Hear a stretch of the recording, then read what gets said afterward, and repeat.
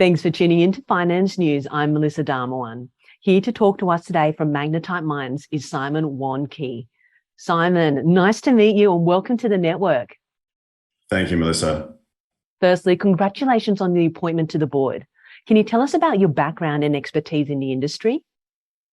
Sure, Melissa. Look, I've had over 40 years in the global resources sector. I've been very fortunate to have a wide experience globally, green, brownfield projects, mainly in iron ore, manganese, coal. And during that period, I've been exposed to many jurisdictions. And I think during my career, the last 11 years have probably been most pertinent to today's discussion in the sense that I've been working for the world's largest steel company, which is vertically integrated, which means it is in raw materials all the way through to metal. And so the interaction of day-to-day activities in the mining space, in which MGT we're moving into as a magnetite iron ore producer, are pretty critical in terms of understanding what the customers need around quality and product. Simon, why did you join the board of Magnetite? The main takeaways when I was reviewing the project was not just the high quality team which exists, and I've had the fortunate chance this week of meeting the team. I think the other takeaway is the resource is absolutely massive. This is a very large magnetite ore body, close to surface, and it's a mining down proposition because it's actually outcropping from the earth. I think there's some very solid work I've seen on the PFS and studies work to date, encouraging. I also think that I'm a true believer in the high grade strategy for raw materials, and iron ore is being pulled in that direction through a decarbonising world, and this project will match into that new world order, which is not just a dream, it's real, it's happening. I think the other thing is the political jurisdiction here is very stable. The government is very supportive. And I love the fact that we're in a green grid, something like 97% renewables in South Australia is an unusually positive foundation for the project. Thanks for that, Simon. Let's turn our attention to the Razorback Iron Ore project, which I know is Magnetite's main focus. Could you tell our viewers how your expertise will bring this project into production? Yes, I think, Melissa, going back to the earlier question, being very fortunate to have been involved in a fully integrated raw materials through to steel company. And, I've had 21 years of my career in BHP, very much an R&D product-driven company as well, and really need to understand the product suite and the value of that product in the marketplace. So, me coming in, I know the team have done a lot of work in the space, but I do have a perspective on where steel is going and how it will need, changes to the high-grade nature of products, also the types of products. And that time frame is rushing towards us in a decarbonising world. I've obviously seen ESG matters in many developing countries and been involved in that myself, but this jurisdiction is quite mature. But nevertheless, every project has its own idiosyncrasies around ESG developments, and I hope I can actually bring some value to the team and my experience.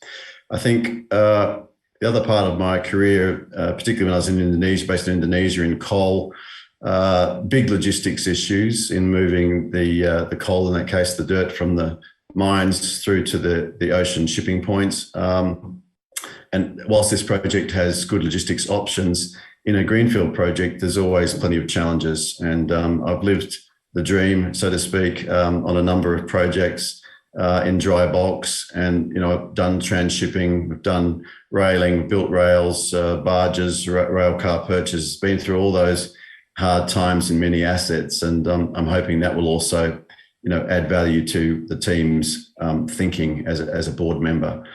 I think the biggest one, though, gets back to the raw materials design. I think that this project has a tremendous position in the high-grade raw materials space for iron ore. Magnetite is particularly special in the sense that it's an exothermic reaction, and it's value to the downstream processing. And I think we have more to understand and further developments to make with the project in that journey to a future fit decarbonising world of steel consumption for raw materials like this. Thanks for that, Simon. I want to talk about the iron ore price. It's well off its recent highs. What's your view on the pricing moving forward? You've probably heard it before. People say, well, I'd be a rich person if I could predict the iron ore price. But I don't think we're at all interested in predicting the forecast price for iron ore. And it's volatile. I mean, I started work 100 years ago, it feels like, and, the iron ore price was $17. And now people worry if it goes from 125 to 116, in a week. I'm not overly concerned about that. I think that the value accretion for this project is about understanding its value in use, which is what happens to it when it goes into the iron making processes, and that may not be a blast furnace. And also, particularly around what's going to happen to price premias. Today, there are price premias in place above the 62 index and 65 index, etc., which 65 index, wasn't part of a conversation 10 years ago, but today it's very much alive. It's solidly traded. It has a forward curve, and maturity will evolve. And I think there will be more and higher premiums for cleaner products and products that can fit into a decarbonising steel world. And MGT, Magnetite Mines, has definitely got the credentials in the ground today to participate and really gain value from an evolving and higher premier world. Last question from me. What's next for Magnetite? Clearly, the work underway post PFS and the advancement of the DFS underway now is really a focus for the team. I think all of that leads to how do we unlock the maximum value for this project, and that's what the team is absolutely focused on. And I think coming up with a sustaining operating model for how we actually optimize that value, and clearly parallel is the advancing the financing options for this project. There's a lot on the plate. These projects often have many challenges, but I'm confident that the team's in place. And I always go back to the basics. Is the volume of material in the ground there? And the answer is yes.